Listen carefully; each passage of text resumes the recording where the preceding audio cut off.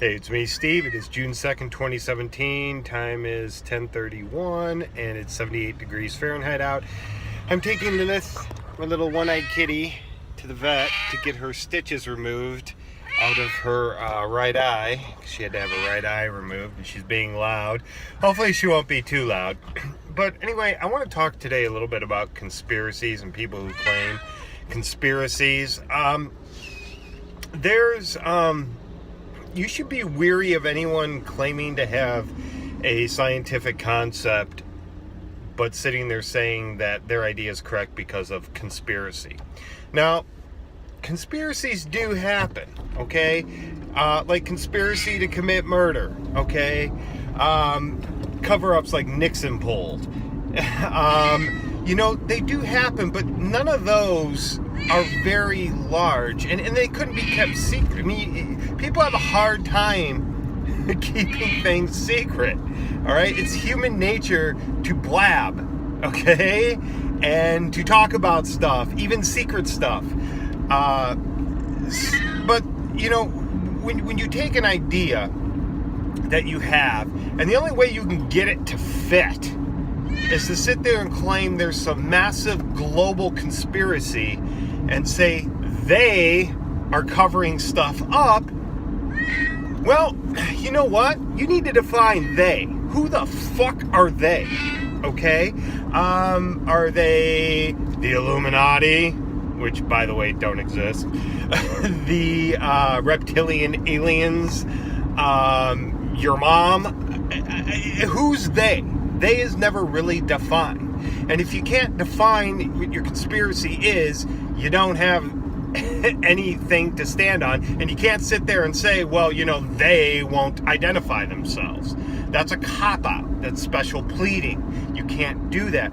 And I'm just going to use the flat earth example as one. A lot of flat earthers say the earth is flat and there's a big conspiracy out there. They are hiding from us that the earth is really flat and that the sun works like a spotlight and the moon is a hologram and all this. See how stupid this sounds when you actually say it? I mean, you can't take a radical idea and sit there, and when you start to realize it doesn't work, like if you start to actually test it, like flat earth doesn't withstand any testable experimental, any tests that we do on flat earth idea or any experiments we can run quickly disproves it's bullshit. It shows it's bullshit. All right? It doesn't stand up to anything. Well, not to mention they don't even have a consensus on their model. So that's a huge problem too. But say you sit there and you have, okay, the Earth's flat. There's, I think it's flat. I'm going to sit there and run some experiments or make some observations, try to make some predictions, and you quickly come to the conclusion, oh shit, it doesn't work. So instead of doing what a real scientist would do and either change the model to fit it and run more experiments, or to just sit there and realize right off the bat that it doesn't work and to throw it out, you sit there and you try to salvage it. All right? And now you've entered the land of woo-woo and magic and stuff like that, okay?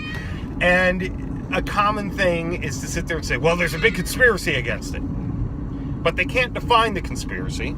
They can't define the conspirators. So they don't have anything, all right? And it's not just flat earth. I'm just using it as an example because it's a blatantly obvious one. Anyone... I mean, there's not conspiracies around every corner, okay? There's not boogeyman in every closet. We have a term for that. It's called paranoia, okay?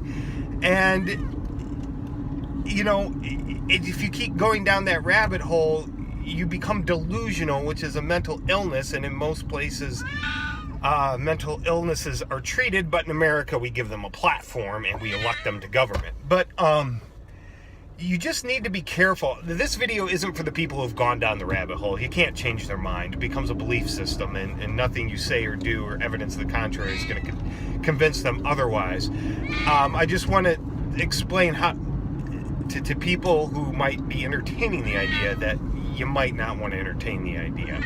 But anyway, feel free to leave some comments, suggestions below. Thanks.